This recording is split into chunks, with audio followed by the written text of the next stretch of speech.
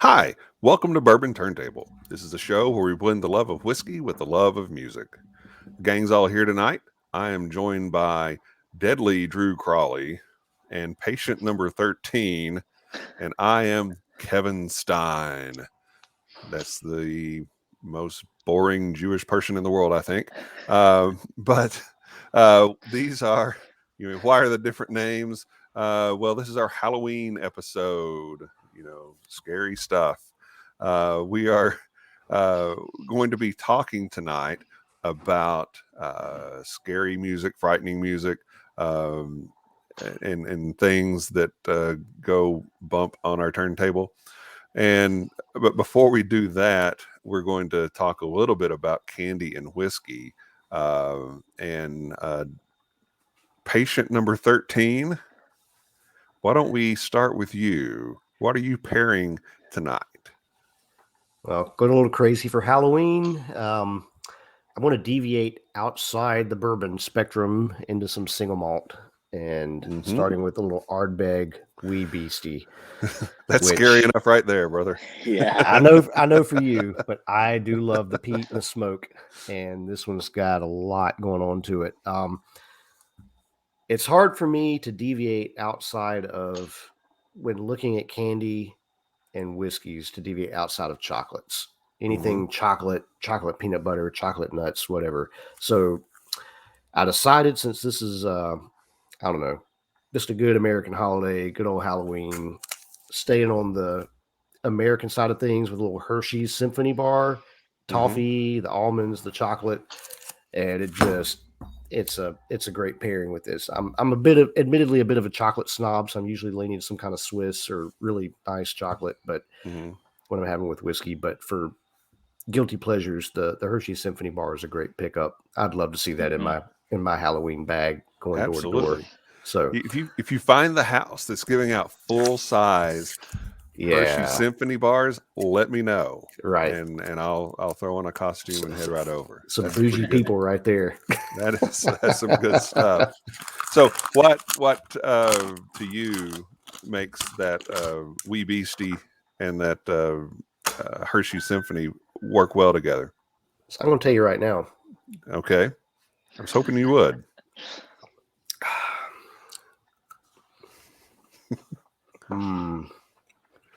Taste the smoke from here. So good. And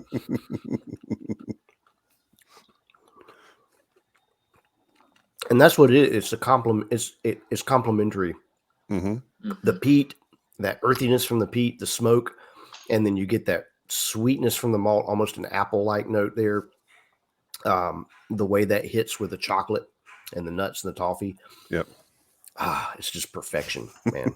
Perfection. All right. So you're going to be in a peat and sugar coma the rest of the night. Yeah. That's the way to keep patient number 13, on the low right here. Keep them in control. Oh, man. Feed me peat and chocolate. Deadly Drew, what do you have, buddy? All right. So for those watching along at home, I'm coming to you from Spooky Town, USA over here. You can see my background. Got all kinds of haunting sites behind me. But so we're in the middle of October. I'm taking this month along with some friends to do a sober month. So I'm not going to be drinking on the show tonight, but I do want to share one of my all-time favorite pairings. I had sent several to our group chat earlier today, but I think this one is my favorite. It's just a plain old standard Hershey's bar for my candy. I love Hershey's bar. I'm not a big adventurous person when it comes to candy. I'm kind of like Ben. I like to stick with the chocolate. But I know, especially around Halloween time, I'm going to get one of those, bags full of the Hershey's minis, the little single square ones. And I will eat 20 to 30 of those in a night for sure. But the one that I came across that I loved it with last time I was doing a candy and whiskey pairing was the Rare Breed Rye.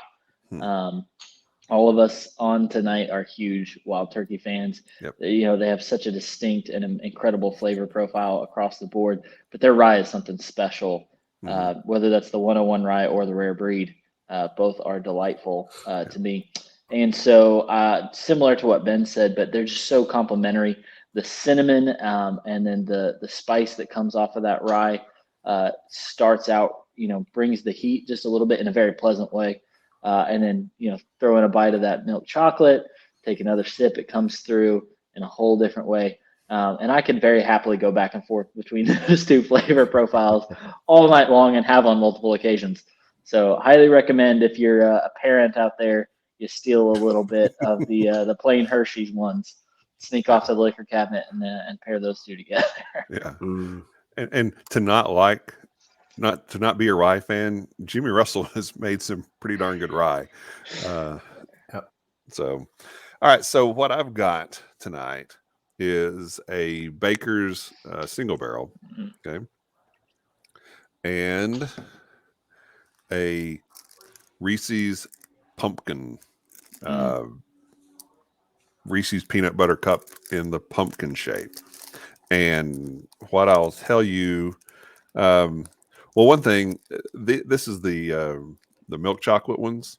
I had, I was trying this with some white chocolate of these, and let's just say too many white chocolate Reese's cups were hurt during the rehearsal of this show. So those work really well too. But this, let's see, a little pumpkin shape. We have a friend that is obsessed with the Easter ones. That we do. Reese's cup. Everybody knows what a Reese's cup is. Yeah. Now, where it really takes a turn, is what does this Baker's single barrel do to it?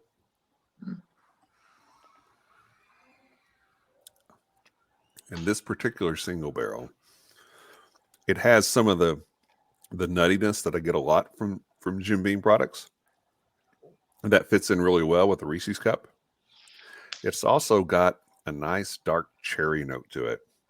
Not a medicinal cherry note like I get a lot with Old Forester, but a nice dark cherry note. So it's like a chocolate covered peanut butter filled dark cherry, piece of candy. And so yeah, you could do some damage with these. And the Baker's single barrels are probably some of the most underrated whiskeys in the game, and it's tough to beat a Reese's cup.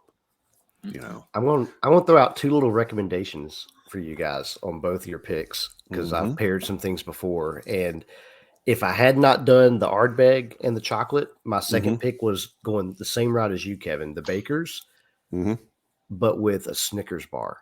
And I'm not a huge candy person at all. So when I do go sweet, it's typically in the chocolate range, but a Snickers bar and that Baker's, that is one of my favorite. Like if I'm sitting down and having a pour of Baker's, I'm usually making sure I've got a Snickers bar on hand, because it's amazing. And I like the way you live your life, Ben.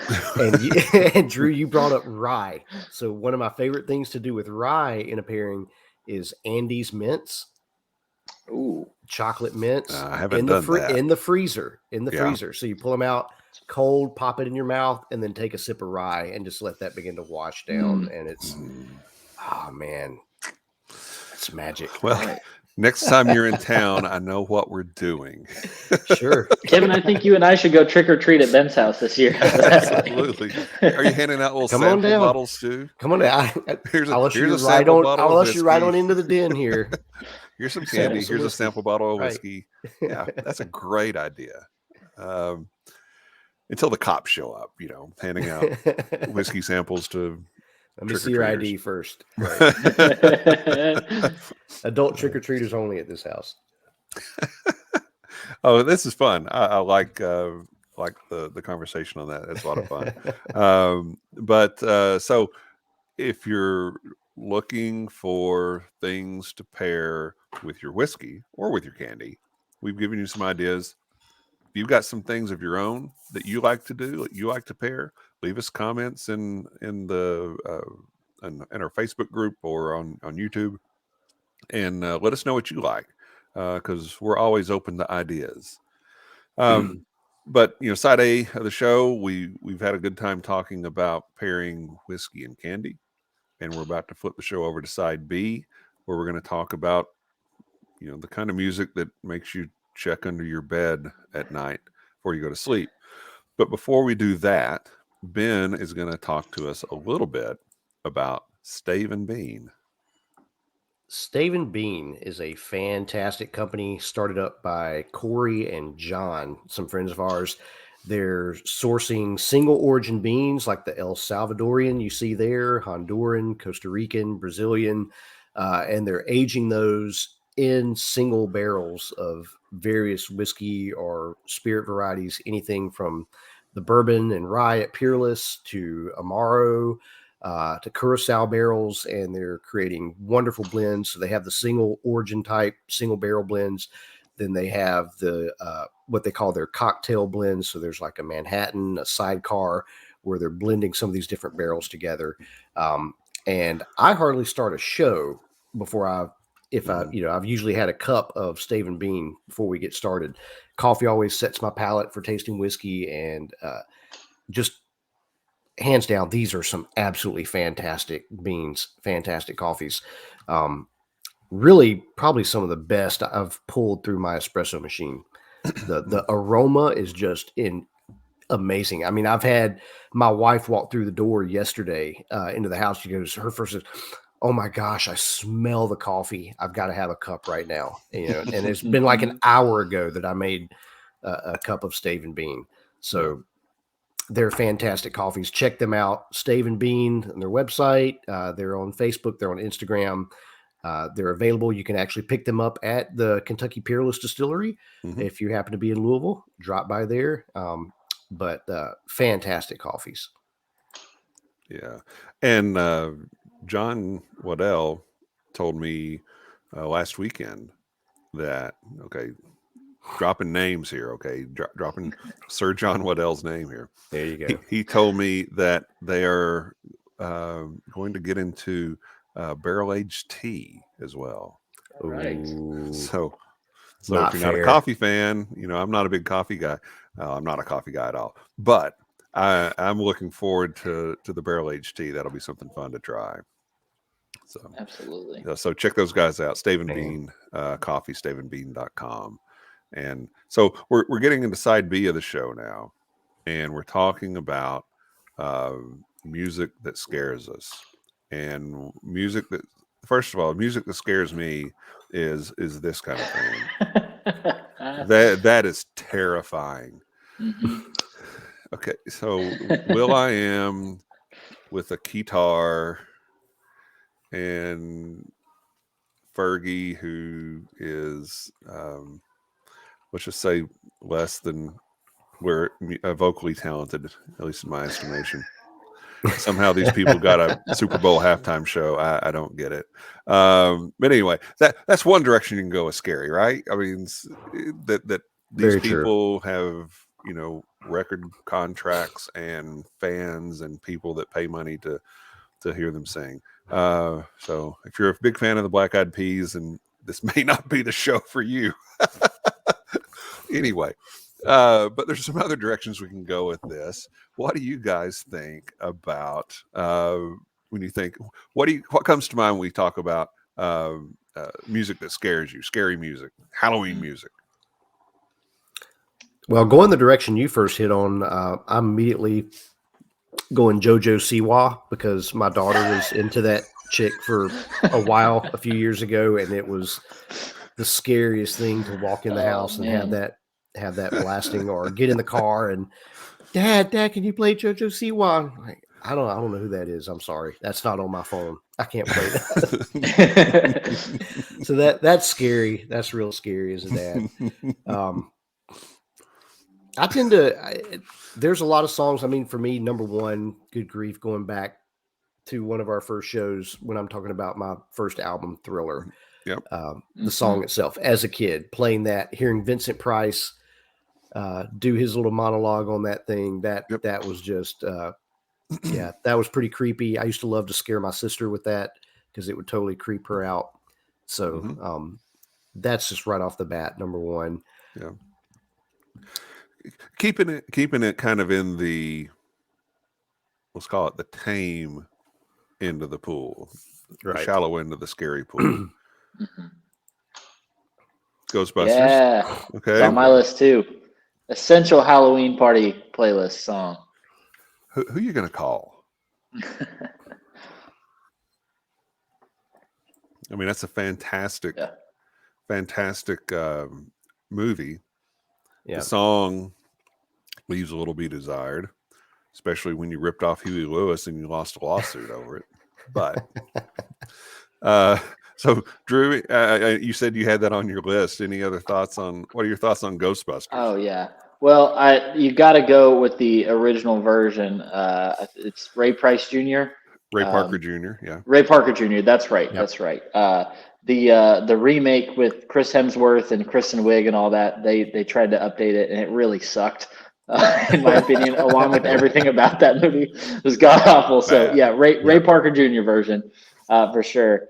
I remember watching this movie with my grandpa as a kid, and just bebopping around. I was like 8 years old.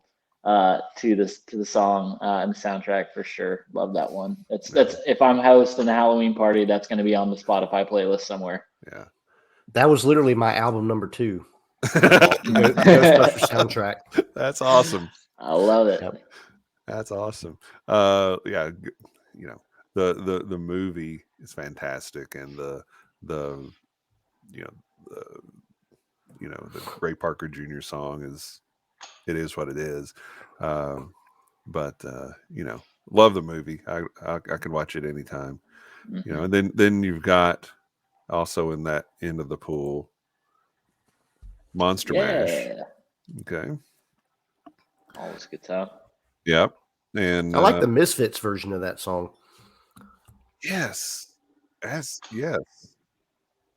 Speaking of scary Halloween, that's my favorite. I don't know that I've heard that. I'll have to go look that up. You'll have to when go we get done. Yep. Yeah. Interesting stuff. So what else? I mean, that's kind of anything else on the kind of Honestly, the shallow, that end of the pool? I don't know if it's so much the shallow end. Maybe this is starting to take the next step, but the Crow soundtrack. Okay. For the movie, because that's all based on Halloween. That movie was big for me coming about my senior year of high school, along with that soundtrack really started to send me down some avenues musically to explore. So, bands like My Life with the Thrill Kill Cult and Machines of Loving Grace, and you have The Cure and Nine Inch Nails, Pantera, Helmet, a lot of great music, Rage Against the Machine, a lot of great music on that album. But that one definitely always gets me in the mindset of Halloween. Mm-hmm. I like it. Yeah, mine may not be. That. No, go ahead, Drew. So sorry. Yeah, mine may not be as dark, but I wanted to talk about the soundtrack to the movie Alien and the way that they used that movie, specifically the musical background, to aid in the jump scares. One of the things that struck me the first time I watched that is it's never quite when you think it's going to be. They'll let you get calm, and that's when the alien comes out, or that's when the dead body fall. And they used music masterfully throughout that. With any other horror movie, it's predictable. There's a string crescendo, and then it all goes quiet, and then bam, that's when the monster comes out, or the ghost, or whatever. Alien doesn't do that. There is no musical allusion to the fact that you're about to crap your pants in that movie, and that one freaked me out. The Exorcist soundtrack in a somewhat similar way, for sure. I hadn't really thought about it in a long time, but when you mentioned that, the movie The Shining comes to mind. Now I can't. I'm going off of a lot of memory here, but that movie seemed to have that same kind of feel to it as you were talking about with Alien. It really built up the tension really well. But I'll have to go back and look at that again to see if I'm remembering that correctly. But that's interesting. I feel a movie soundtrack show is in our future. But what else? Any what other artists or songs get you? I had two that came to mind just in kind of looking through my Halloween playlist. Somebody's Watching Me, the Culture Club. I don't know if you guys are familiar with that one. Yeah, it's not Culture Club. I It's always not. feel like Well, somebody's actually, watching I think Michael me. Jackson was involved on that song. Yes, he was. Was Yep. he? Yeah. And Who am I thinking of then that recorded it? The guy's a one-hit wonder. Yeah. Everybody grab your Spotify. Well, you guys look that up. I'll mention it. It's Rockwell. Rockwell, Okay. yep, All right. there you go. I had that wrong. My sincerest apologies. That's all right. I could but see that if you one make that mistake. always gives you a little chill down the spine. And then one that's mistaken often for a love song was "Every Breath You Take." Every move you make, I'll be watching you. The Police. Yeah. So that one is way creepier than it alludes to, at least sonically. Very upsetting lyrics. Can we just say that a lot of things by Sting and the I was like, can we just say a lot of things by Sting and the Police are actually very creepy? Yeah. Yeah. Well, when you start breaking down lyrically. He was in a movie, a very bad movie called Brimstone and Treacle. And the redeeming part of that movie was a song called "I'll Burn for You," right? I burn for you, and it's very obsessive. In the movie, ultimately, I think he plays the devil, but very creepy. I'm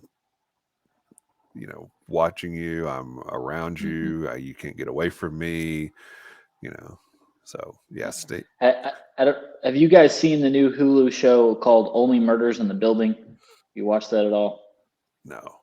Okay. Is that the highly recommend it? Steve It's Martin Short and Selena Gomez, surprisingly good actress, from a Disney or Nickelodeon star or whatever she was, but they do this whole true crime podcast type thing about several murders.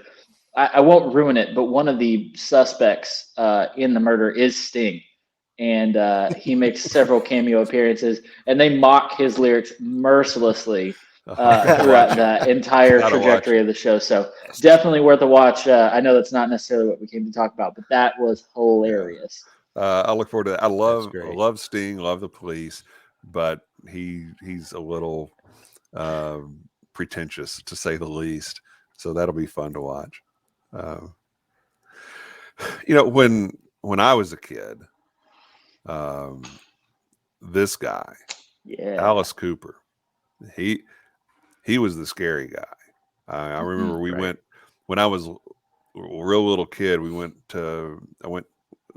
Our family went to visit some friends of my parents, and their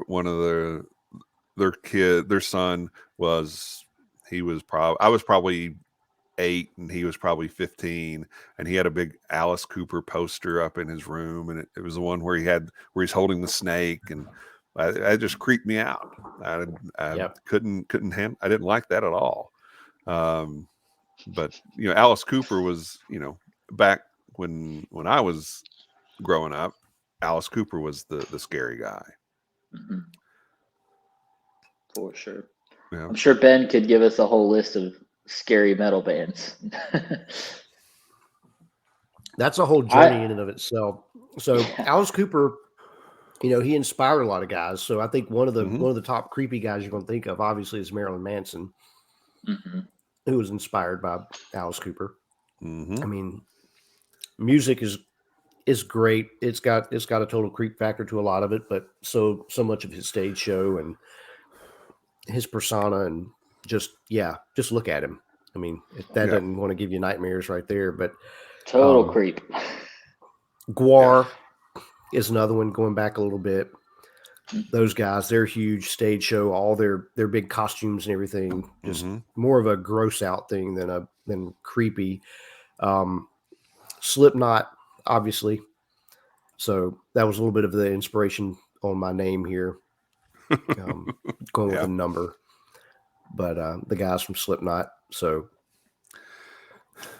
and White Zombie. I mean, let me before you go. yeah, Let me interrupt just a second. When you look at Alice Cooper and the makeup and the get up, and you look at right. Marilyn Manson and the makeup and the get up, and you look at somebody like Slipknot, the clown stuff, the masks and everything. Right. How much of it is just, is this just part of the show? Is that what that is? How does it play into anything from the musical side of what they're doing? Yeah, it's an interesting question. Same I, thing I with am these. So Same thing with these guys, right? right. I mean, yeah. again, Kiss was, that was when I was growing up, and they weren't necessarily scary in terms of their music, but in as far as the things they were wearing, I mean, that was cutting edge. And Right. you were, you talk, Drew, you talk about things that you weren't supposed to listen to as a kid.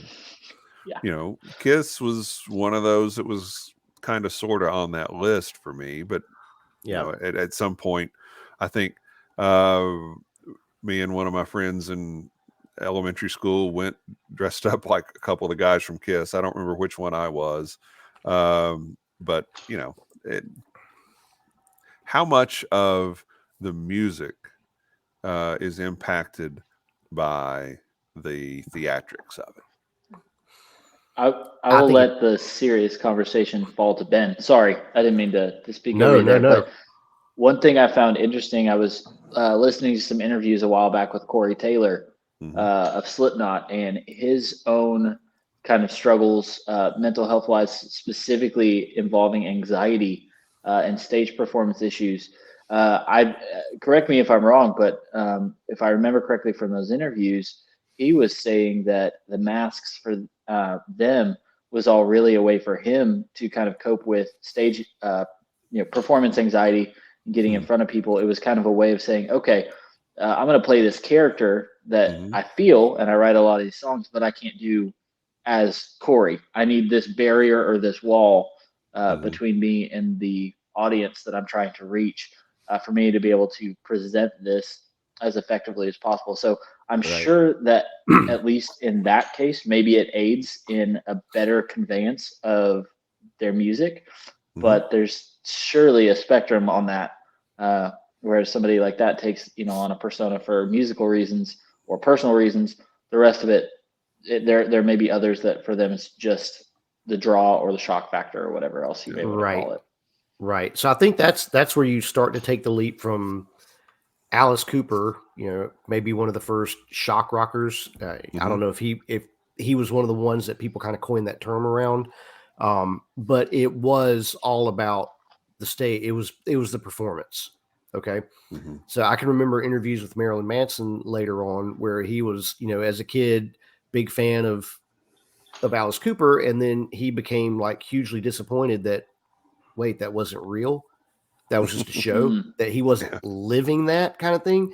And that's where he started to take his performance kind of next level, if you will, to where this is not just there is an element of shock value and everything to it, but it's also, this is a part of a presentation of who I am to a degree. And I think for Slipknot, they took that almost to a whole other level, because there is this embodiment of what they do that comes through in the music. I mean, just, one of the stories, just to kind of put you how this impacts the music, Kevin. So they had a fan one time gave them a jar with a dead bird in it. Okay. So they kept the jar, and this bird basically becomes putrefied in the jar. And so before they go on stage, they would open it and pass it around, and everyone would take a smell. Just that the smell of death, basically. And it put them into that headspace of where they need to be to go out and perform and do the music. And they said it got so bad, they literally throw up in their mask. And then it's on. You're just stuck. You either eat that stuff back down or whatever. But that just shows you how committed, how hardcore they are to what they do. So when a guy like Machine Gun Kelly comes out and criticizes them last week the way he does, I'm going, bro, you have no idea the level to which they take this performance to. Yeah. Get your few minutes of fame criticizing or whatever, because that's what you're trying to do. But the level of commitment and the intensity to which they take their performance and their music, the things they do to put themselves in that place to be able to perform and to do the music the way they do, to me, that's just a whole other game.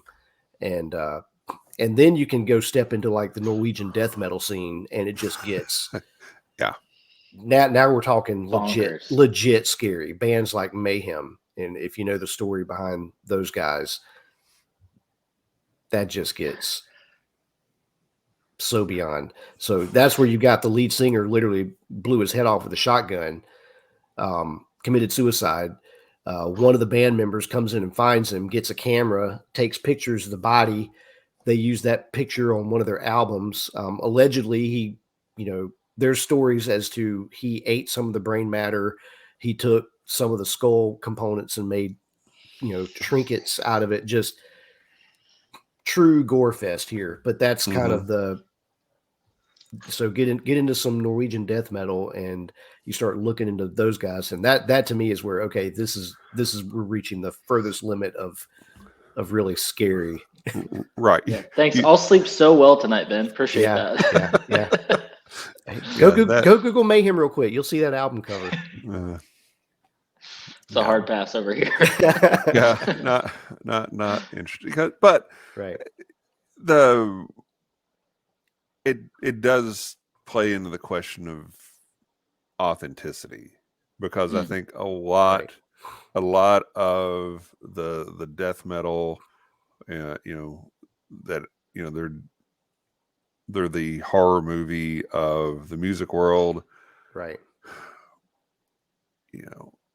They may talk about, hey, we worship Satan, and we're into all this, and how much of that is real, and how much of it is this is going to sell a record.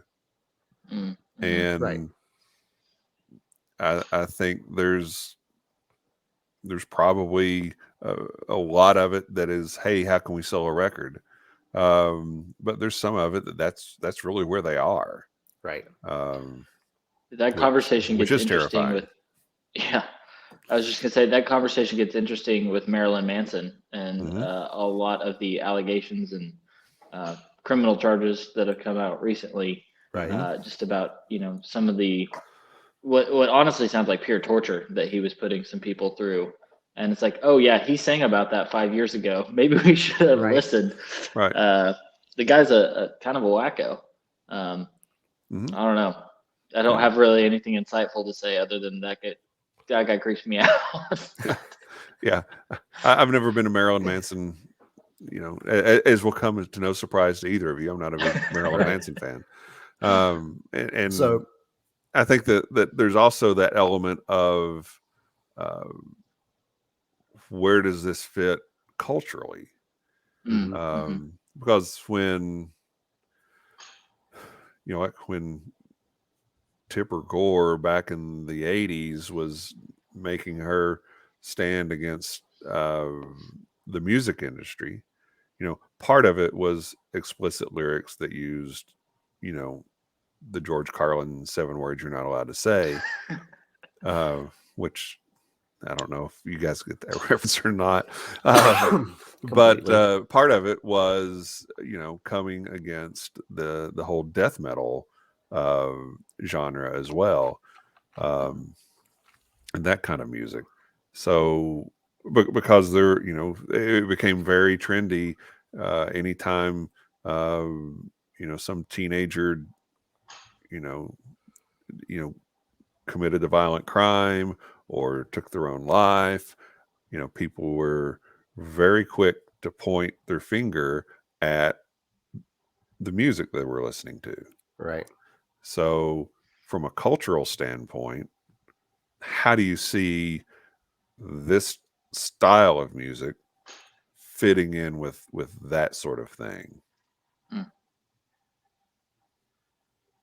It seems more correlation than causation in my mind. I mean, feel free to disagree or push back, but it seems more like, people that may be struggling already personally tend to get drawn into darker subject matter, or however you want to put that.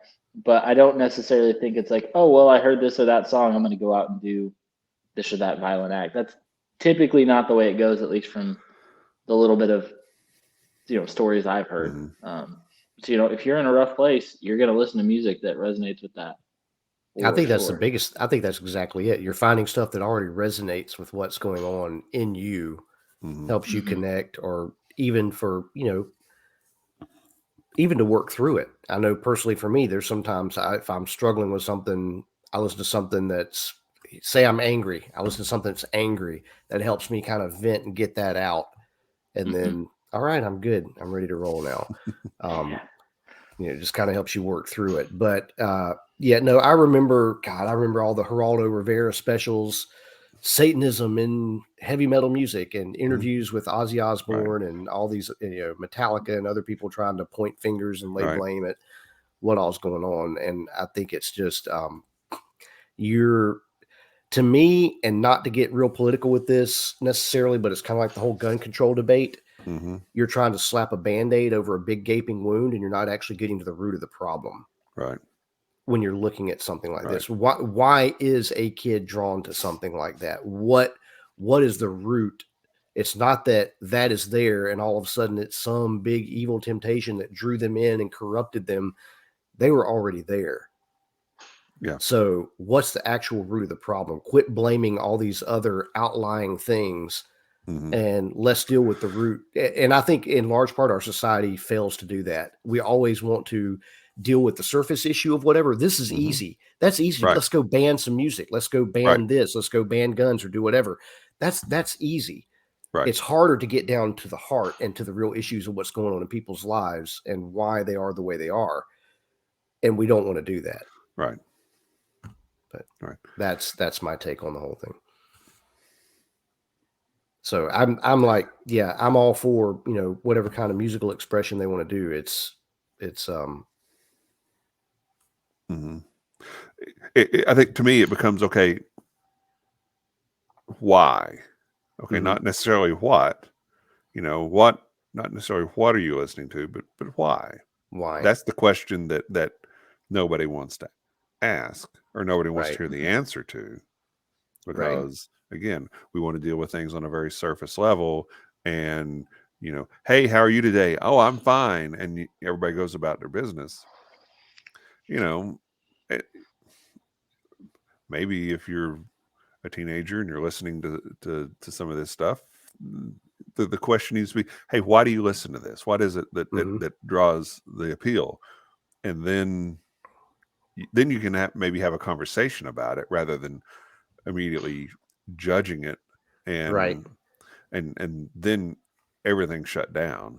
And that for me is coming out of experience of growing up in a household where it was, a lot of music was taboo, was, you're not allowed to listen to that. And there was no explanation. It was just, no, we're not having that in this house kind of thing. Instead of digging into why are you wanting to listen to that?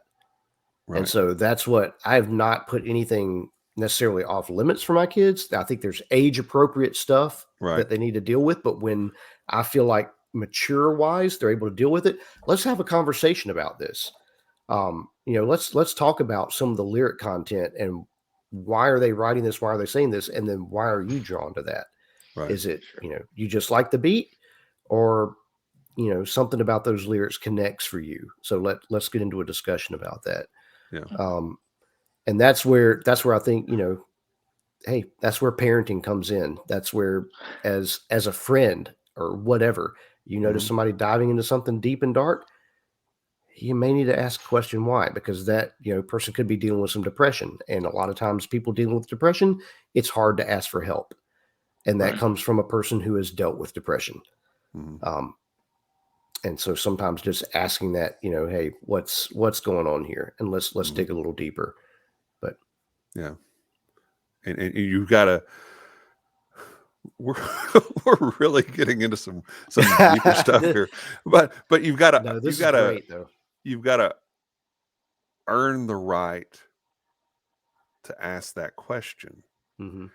And, as a friend or as a parent, you've got to be invested in that person wholly and completely, and not in a judgmental way, Right. in order to be able to ask that question and have any hope of getting something resembling an honest answer back. Yep. Yeah. And it may be, hey, I like the energy from Slayer. Okay, I like the energy of their music, and that's why I like Slayer. Maybe that's it. And if it is, Right. okay, great. Maybe you read Playboy for the articles too. So I don't know. But there, it's reflective of some part of our culture. Okay, Right. and maybe maybe I'm making more out of it than is really there. But I think that it's a thing that can get ignored, and probably shouldn't be. It should be an opportunity to reach out and connect with, a friend or one of your kids at a point where they may not even expect it, and I think that means a lot.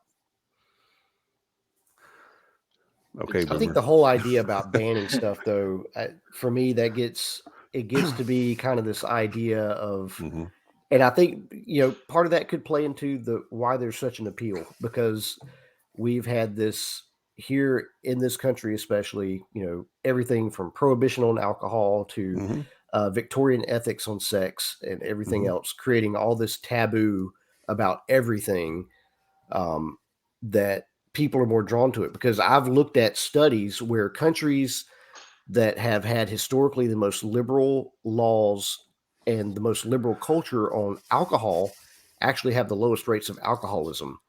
Countries that are the most restrictive actually percentage wise have the highest rates of alcoholism. Sure. And I think that that's a principle that goes across the board in a lot of things. And so where we try to clamp down and restrict so many things, what does it do? It just creates a stronger desire within that culture for more of that thing. So the more you try to clamp down on, be it death metal or whatever you think is negative in that sense, you're probably actually not doing you're not going to accomplish what you think you are in that.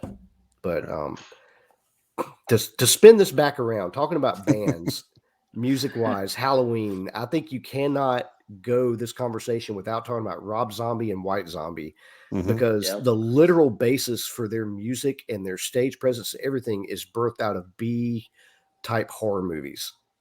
I mean, that's what they're singing. That's what it's all about. It's all inspired by those classic B horror movies. And, Rob Zombie himself was a huge fan of that, and that all became encompassed in his music and stage presence and everything. So that's another one of those bands. So when I think Halloween, let's crank up some White Zombie, some Rob Zombie, and go trick or treating. Yes, absolutely. That has to be on the list. And one that we've not mentioned that I'm kind of surprised is Ozzy. He cometh, the Ozman. And Black Sabbath and Ozzy, and again, how much of it is real and how much of it is the stage show. How much is driven by cocaine? Yeah, we're gonna go 80-20 on that. Right.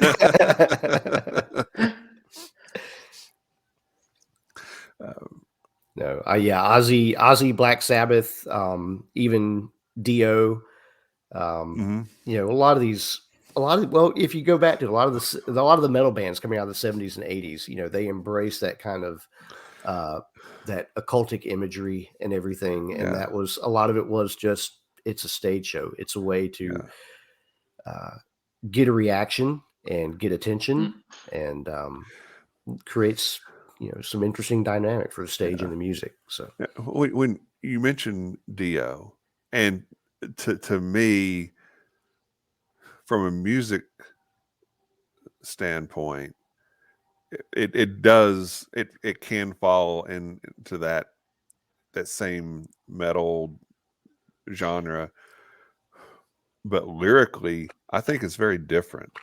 Mm-hmm. To me, Dio, it's very light versus dark, good versus evil, and it's not. There's it portrays that struggle, but it's not assuming that evil wins. Right. And I think a lot of the metal stuff, it's presumptive that evil wins. At least that's my interpretation of a lot of what I've heard, and I think that makes Dio different. And Right. I'm a fan. So I can see that. I mean, it's just you when you deal with metal, you're dealing with a lot of a nihilistic viewpoint Mhm. on things. And some of it is just literally exploring or fleshing that out. And that's where a lot of people have to realize too in music, that is an artist often kind of just working through or fleshing out those ideas. It doesn't Mhm. mean that they necessarily wholeheartedly believe it or embrace it Right. or whatever. It's a structure for them to work that out.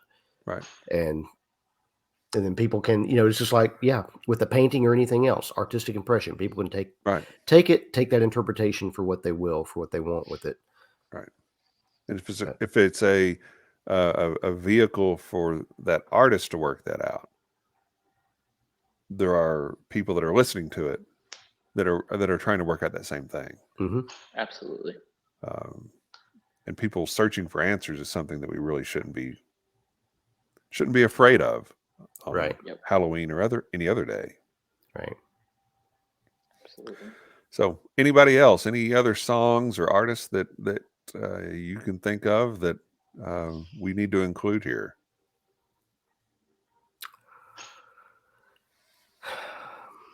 There's one guy, I don't as much for the music or maybe much for the stage show as the music. I don't know how much you guys know about Gigi Allen. Mm-mm. Nope. This guy was crazy. So kind of the, I don't know, punk rock music scene, New York and everywhere he played around, everywhere he played around, his stage shows became just somewhat legendary for just the sheer carnage. I mean, slinging poop. That's just one thing, but the drugs and the alcohol and just the shenanigans and the absolute Mm-hmm. craziness, attacking people in the audience, and just uh, we get done here. Go do a quick Google of Gigi Allen and just kind of read through just hit his Wikipedia, and then explore a little bit of his music, and you'll see what I'm talking about. It's hard not to think of someone scary. That Mm-hmm. dude was scary because he freaking lived it. It wasn't just a stage performance. Yeah. Dude was straight up nuts. And I think that's when it truly gets scary. Yeah. But interesting stuff. We kind of got off on a bit of a rabbit trail, but I think it was kind of relevant to the topic we were on. But so Halloween. I hope everybody has a safe and happy Halloween. If you're handing out samples of whiskey that we can pair with the candy you're giving, please reach out to us and let us know. And so how to reach out to us with that information. Ben's going to tell us a little bit about our own show. Wait, what show is this? It's not Monday night, so it's not my Right. whiskey dip. So this is the Bourbon Turntable, and as you just saw, we're a few guys here, different generations that have a passion for music and a passion for whiskey, and love to kind of blend and mix that up. So you can find us on Facebook, you can find us on Instagram, and I believe we're on Twitter. Is that right, Kevin? The Twitter account is open. It is not open. active yet. Right. So, okay. But we'll get that active very soon. Check us out there. Be sure to follow us. We're posting stuff frequently, tagging each other in different things, sharing stories musically, what's going on, different news articles that come about, or memories, albums that were released on this date 20 years ago, whatever. Keep up with the music that's going on, the whiskey shenanigans and everything else. But those are the places you can find us: Facebook, Twitter, Instagram. And where can we find you? You can find me on Facebook and Instagram. I am Ronin Whiskey on Instagram, and under my actual name, Benjamin Eves, on Facebook. Be sure to check me out there. What about you, Drew? Awesome. Yeah. Well, I'll take a second and plug next week's show as well. One that I am extremely looking forward to. We're going to be talking about the Highwaymen. So this is the music of my childhood, growing up in Oklahoma and all that good stuff. I can't wait to talk about these guys. It's going to be a great time. But you can find me on Twitter. It's at Drew Crawley 63. I'm not the 63rd one on there, but my favorite guitar that I own is from 1963. So you can remember it that way. And I'm on Instagram at Drew.Crawley 63. I primarily use Instagram for talking about my own music and bourbon stuff. And then Twitter is mostly for being a sarcastic douchebag. So follow me either one that you prefer. Come check it out. That is what Twitter is for. Yes, absolutely. And I am on Facebook under Kevin Rose, and Instagram under Kevin7673. So feel free to reach out to us as a group through Bourbon Turntable's social accounts, or individually through the accounts we just gave you. And we'll post those in some show comments so that makes us a lot easier to find. So thanks for joining us. Hope you enjoyed us talking about some of the scary music that you'll probably be listening to over Halloween weekend. Stay safe, and don't get any apples with razor blades, which that was the big thing when I was a kid. You needed to take your Halloween candy and get it x-rayed to make sure there wasn't a razor blade in it. So that was good times there. But enjoy the music. We'll have a playlist inspired by tonight's show that you can listen to as well. Maybe you can use that at your Halloween party. That would be cool. But until next time, on behalf of Drew and Ben and myself, thank you for watching us, and cheers, love, and free bird. Cheers.